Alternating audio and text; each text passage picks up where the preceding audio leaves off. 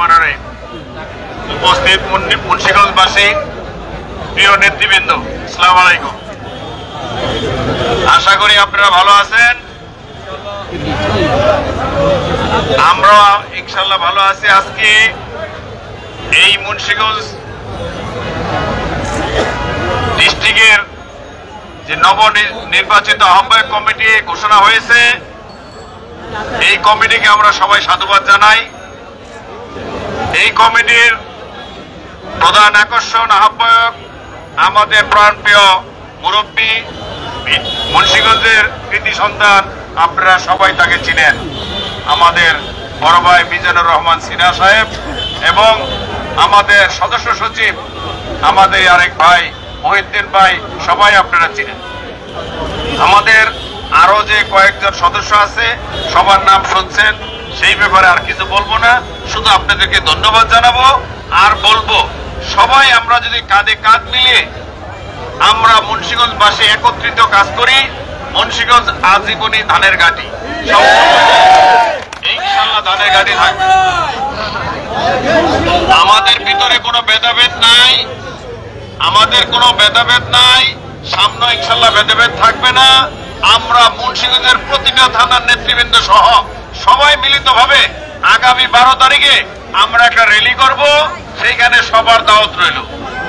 আরেকটি, কালকে আগামীকাল সকাল 11টায় শহীদ রাষ্ট্রপতি জিয়া রহমান, আমাদের বিএনপির প্রতিষ্ঠাতা, এর মাজার জিয়ারত করতে যাব। আমরা সবাই যেন ওইখানে 11টার সময়তে উপস্থিত থাকি। সেইখানে উপস্থিত থাকবেন আমাদের প্রধান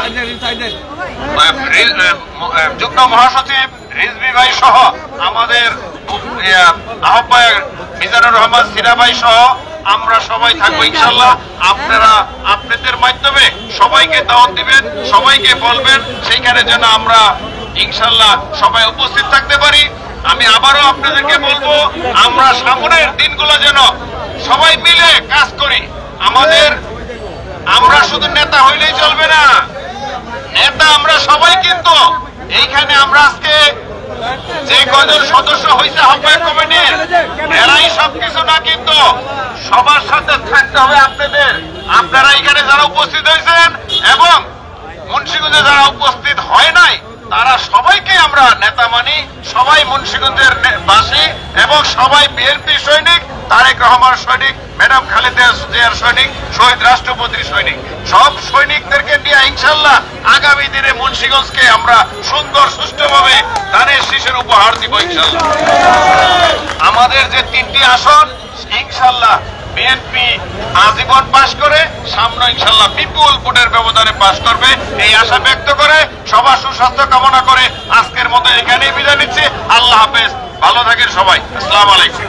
আপনারা জানেন মুন্সিগঞ্জ জেলার নবগঠিত কমিটি হয়েছে, সেই কমিটির মধ্যে 8 সদস্য বিশিষ্ট আমরা কমিটি পেয়েছি। জননেতা জনাব তারেক রহমান সাহেব মুন্সিগঞ্জ জেলার নতুন কমিটি দিয়েছে, কিন্তু এই কমিটিটা আমাদের যাই হোক আমরা সন্তুষ্ট হয়েছি। আমাদের কমিটিতে সন্তুষ্ট হই বা না হই এটা বড় জিনিস না, আমরা বড় জিনিস মনে করি, আমরা বড় জিনিস মনে করি বাংলাদেশ জাতীয়তাবাদী দলের মুন্সিগঞ্জ জেলার সমস্ত লোক ঐক্যবদ্ধ ভাবে আমরা কমিটি হয়েছে, এইটাকে আমি বড় মনে করি। এতে আমাদের কমিটির নাম থাকলো আর না থাকুক তাতে আমাদের কিছু আসে যায় না। আমরা সবাই ঐক্যবদ্ধ ভাবে থাকবো।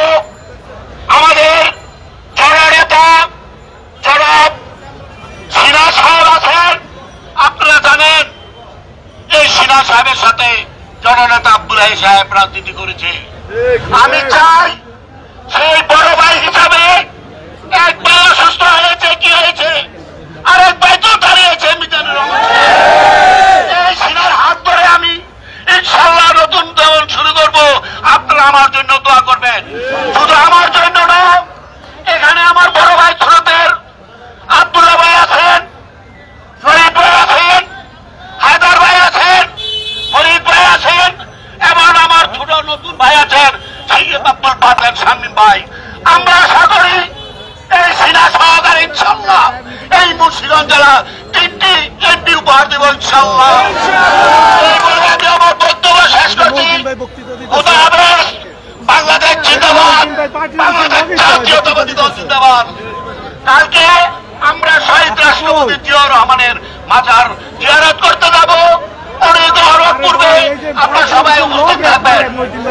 আর একটি কথা বলি, মিজানুর রহমান সিনহা আমার এই শরতের বড় ভাই, উনি র্যালি করবেন, মুন্সিগঞ্জ রওনা দিবেন। অনুগ্রহ পূর্বে আপনারা সবাই মুন্সিগঞ্জ যাবেন। এই বলে আমি আমার বক্তব্য শেষ করছি। খোদা হাফেজ। বাংলাদেশ জিন্দাবাদ, বাংলাদেশ জাতীয়তাবাদ জিন্দাবাদ।